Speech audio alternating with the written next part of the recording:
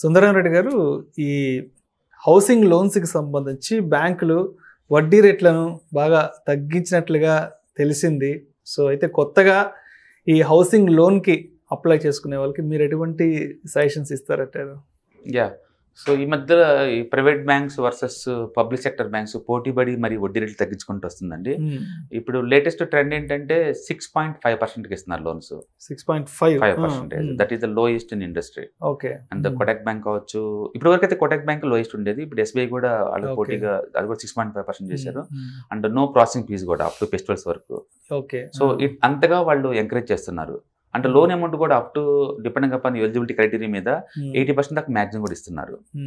ఎవరైనా ఒకవేళ హౌస్ కొనుక్కోవాలి మీరు అనుకుంటే అచ్చం లోన్స్ తక్కువలో వస్తుంది అని కాకుండా మీ దగ్గర ఎంతకంత అమౌంట్ ఉంటే 20%, 30% ఇనిషియల్ పేమెంట్ లాగా అనుకుంటే you can buy the house.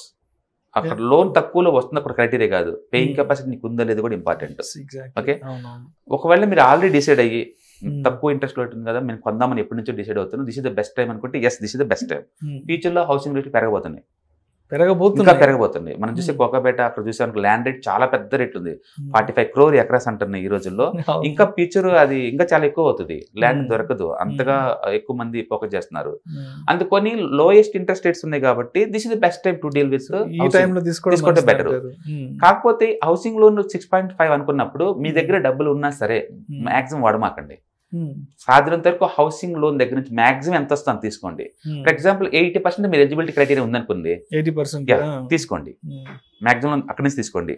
Plus ఎక్కువ టైం పెట్టండి. కొంతమంది మనకి ఆల్రెడీ ఇన్కమ్ ఉంది కదని చెప్పేసి 10 years చాలంటారు, 20 years చాలంటారు. కాదు, మాక్సిమం ఎంత కాలం లోన్ మనకి ఎవరు 20 years 30 years maximum time extend చేయండి.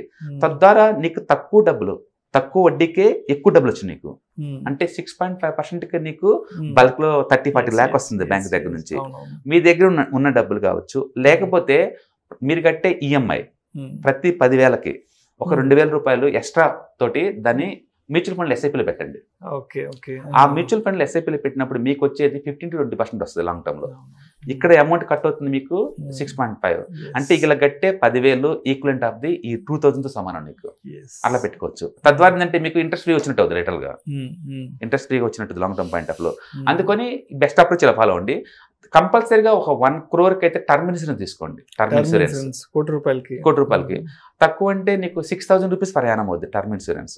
6,000 per annum. మనకి ఏదన్నా అయితే ఫ్యామిలీ బర్డెన్ పడదు, హౌస్ ఓన్ అవుతుంది. అందుకని కంపల్సరీగా ఫ్యూచర్ డ్రీమ్స్ ని సెక్యూర్ చేయండి వై విత్ టర్మ్ ఇన్సూరెన్స్. అప్పుడు ఏంటంటే మీకు మీ డ్రీమ్ హౌస్ కొన్నట్టు ఉంటుంది, ఫైనాన్షియల్ బర్డెన్ లేకుండా. మీ మనీ ఏమో 15% per annum, 20% per annum చొప్పున ఆప్టిమైజేషన్ అవుతుంది లాంగ్ టర్మ్ పాయింట్ ఆఫ్. కాబట్టి అంటే ఎక్కువ టైం పెట్టారు కాబట్టి ఈఎంఐస్ కూడా చాలా తక్కువ ఉంటుంది. అంటే ఇలాంటి స్కీమ్ లిటరల్ గా మీకు ఈఎంఐ ఫ్రీగా వచ్చినట్టు, క్యాపిటల్ వచ్చినట్టు లెక్క లాంగ్ టర్మ్ పాయింట్ ఆఫ్ లో. ఎందుకంటే మోర్ టైం అంటే మోర్ పర్ఫార్మెన్స్ చేస్తాయి ఈక్విటీ మార్కెట్స్. అలా ప్లాన్ చేసుకుంటే మీకు ఫైనాన్షియల్ బర్డెన్ తగ్గిద్ది, మీరు అనుకున్నట్టు డ్రీమ్ హౌస్ మీ సొంతం ఉంది.